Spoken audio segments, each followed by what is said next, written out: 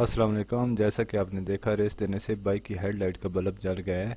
तो आज की वीडियो में हम इसी मसले पे डिस्कस करेंगे। उम्मीद करता हूँ हमारी आज की वीडियो आपको पसंद आएगी। अगर वीडियो अच्छी लगे तो चैनल को सब्सक्राइब करके बेल आइकन को लाजमी प्रेस कर लें ताकि हर न्यू आने वाली वीडियो का आपको बर वक्त नोटिफिकेशन मिल सके।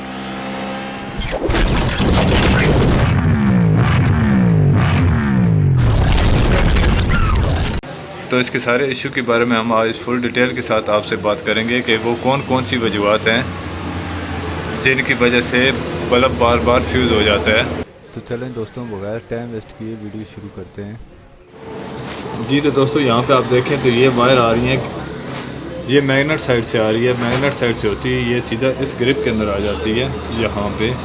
और एक ये दूसरी वायर आ रही है छोटे वाली,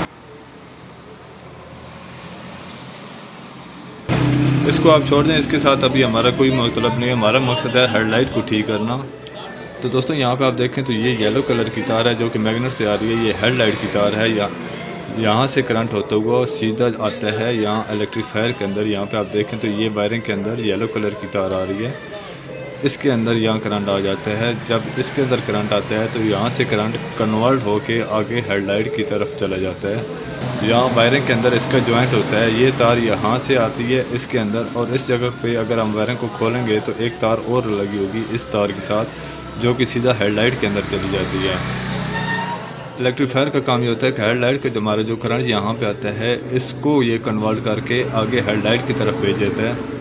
तो बल्ब फ्यूज़ होने के तीन ही फॉल्ट हो सकते हैं। इस ग्रिप के अंदर मसला आ जाए तभी ये मसला बन जाता है, इस ग्रिप के अंदर मसला आ जाए तभी ये मसला बन जाता है, और इलेक्ट्रीफायर अगर शॉर्ट हो जाए, ये ख़राब हो जाए, डैमेज हो जाए तो इसके अंदर भी मसला बन जाता है।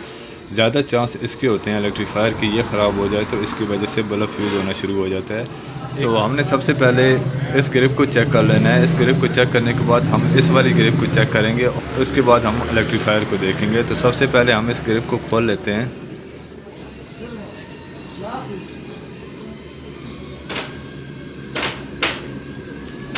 इस ग्रिप में आप देखें तो मिट्टी वगैरह तो लगी हुई है, लेकिन कुछ ज़्यादा जंग वगैरह नहीं लगा हुआ, लेकिन फिर भी हमने इसको अच्छी तरह से साफ़ कर लेना है। इसको साफ़ करने के बाद यहाँ इस तरफ आएंगे,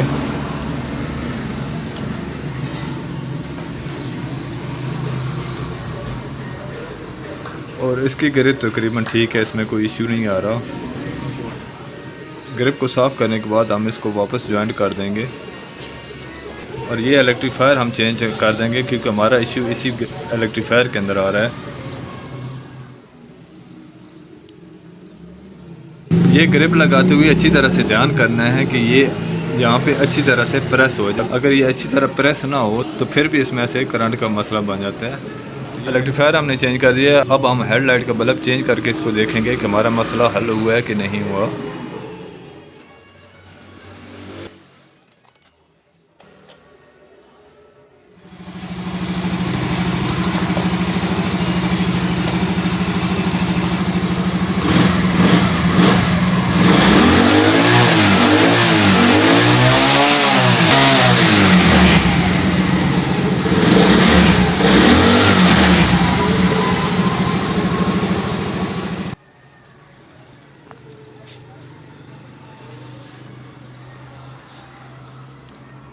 अच्छा। जी तो दोस्तों, जैसे कि आपने देखा कि रेस देने के बावजूद हमारा बल्ब अपनी जगह पे कायम दायम है।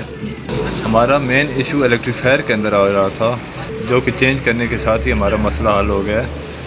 अगर वीडियो अच्छी लगी हो तो वीडियो को लाइक ज़रूर कर दें, और मज़ीद अच्छी वीडियो के लिए जुड़े रहें हमारे साथ।